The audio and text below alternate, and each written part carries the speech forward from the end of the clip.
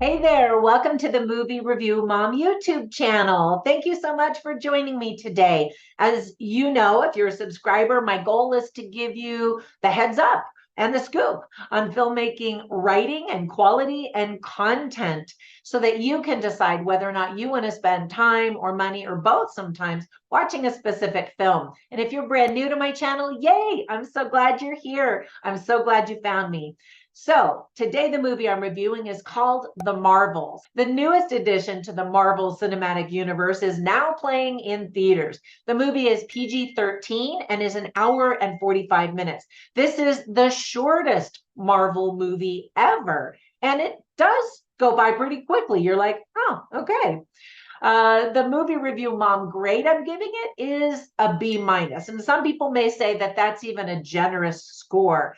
Let me give you an explanation of how I came up with that grade. So I'm going to give you an overview in a nutshell, and then I'll point out things I liked as well as things I didn't like, and tips for parents, themes worth talking about, interesting lines, funny lines, and recommendations for other films that are sort of similar that you might also like if you like this one, or maybe you'll like them even better than this one. So, in a nutshell, I'm wondering, has Marvel lost its touch? I've been such a fan for decades, but unfortunately, I wasn't super impressed with the first Captain Marvel movie, and I wasn't super excited about this one either. It's bombing at the box office. A lot of people have really loved this new addition to the MCU. So, how about you? The movie is directed and written by Nia DaCosta with the help of Megan McDonnell and Alyssa Karasik. Megan McDonnell was a story editor on the WandaVision TV series back in 2021. Back in 20, as if that was such a long time ago. And that was really popular and successful. Nia DaCosta is the first Black woman and the fourth woman to direct a Marvel Studios woman. So Marvel loves to be cutting edge and be pioneers in the filmmaking industry. And I think that that's great. Some of the things that I really liked about the movie are, first of all, Brie Larson looks fantastic. It was really hard to relate to Captain Marvel, her version of Captain Marvel, in her first movie because she showed no weaknesses at all.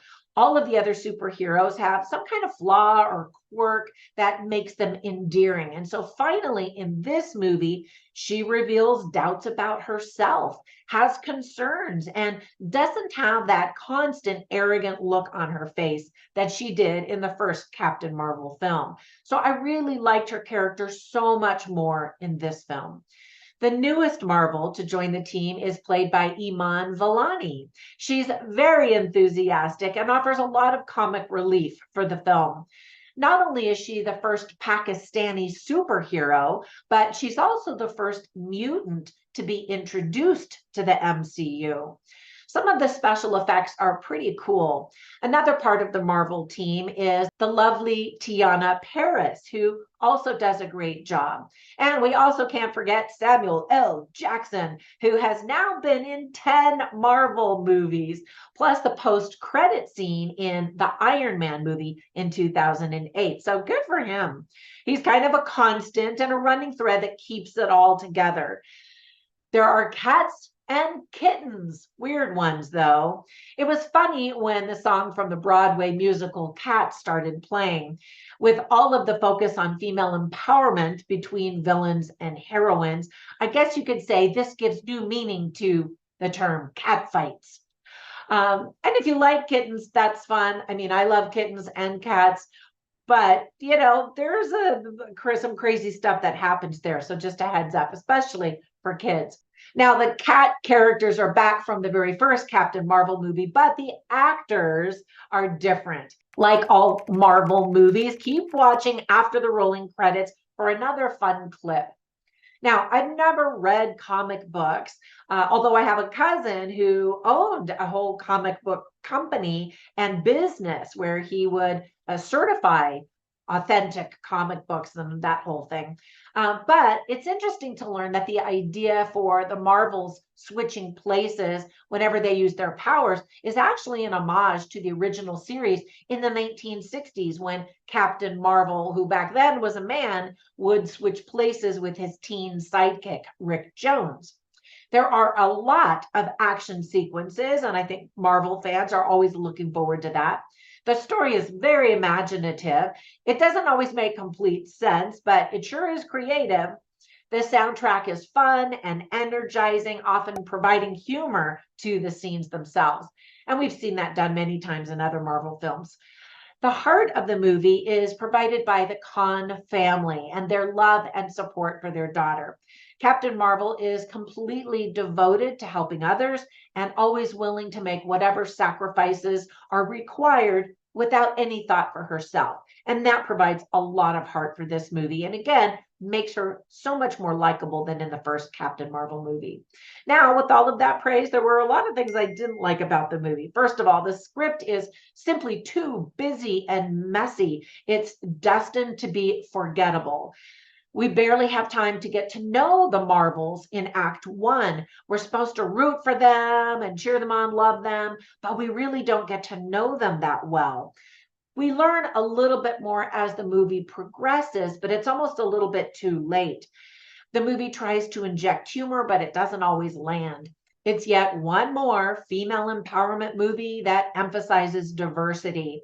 Now, as a mom, as a woman, of course, I love female empowerment, but as a mom of 4 sons, it really annoys me when all of the men in the movie are either useless buffoons or evil, and the women are the smart ones and the heroes.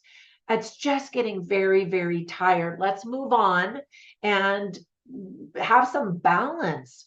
I don't understand why Hollywood feels like the only way they can lift up women in the eyes of society is by belittling the men. I just hate that. The female villain, yes, of course, the heroes are female, the villain's female. Anyway, I just didn't think she was compelling at all. It just seriously looked like one giant cat fight with cats. Some of the action sequences are so fast that it's hard to see exactly what's going on. It kind of reminded me of the Transformers movies where there's just jumbling metal and stuff, and stuff's happening. You're like, wait, I didn't even, what, who was that? What happened?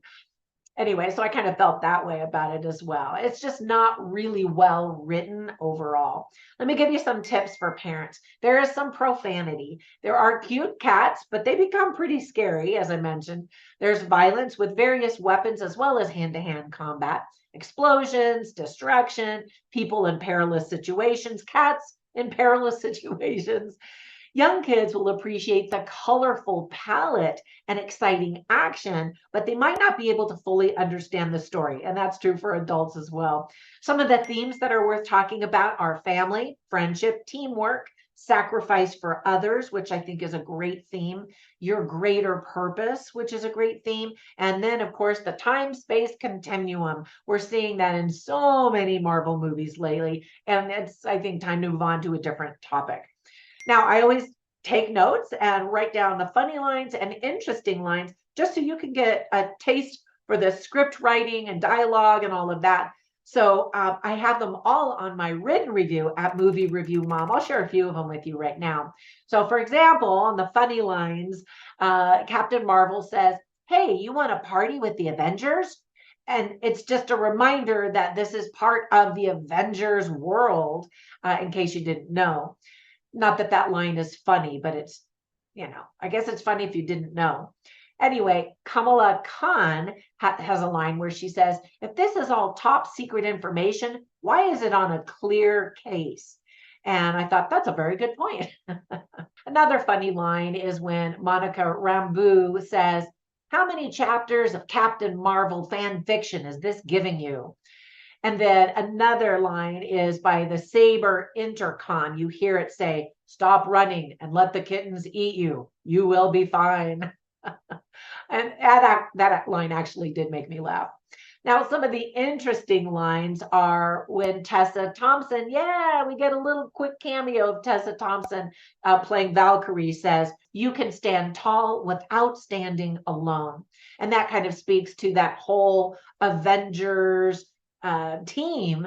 And anyway, I love that their movies aren't usually a standalone, that they always show some teamwork that's involved with whoever is surrounding them.